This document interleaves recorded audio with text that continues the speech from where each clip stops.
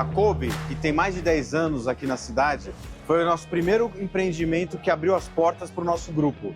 E hoje, olhar essa nova unidade tão bonita, na nova configuração da Kawasaki, nesse ponto tão maravilhoso, eu acho que é um merecimento de um trabalho duro de tanta gente que se dedicou.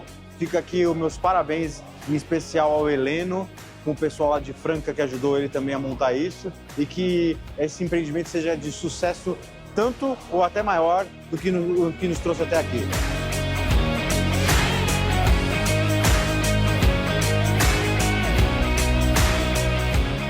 Uma loja mais ampla, mais bonita, e até em respeito à marca. A marca Kawasaki é um produto de excelente qualidade, então a gente fica muito orgulhoso de poder entregar aqui para Bauru uma loja desse porte para atender os nossos clientes aqui na cidade.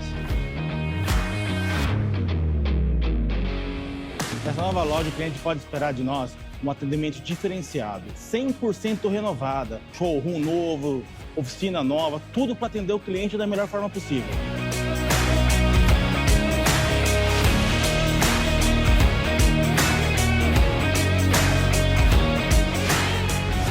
Estamos trazendo um espaço totalmente novo, um espaço padrão Kawasaki mundial para a cidade. Estamos deslocando nossa loja agora para a Zona Sul, para estar mais perto dos nossos clientes. Então, pessoal, se vocês que são fã da Kawasaki, são fã da marca Kobe, conte com a gente, venha fazer uma visita na nova loja.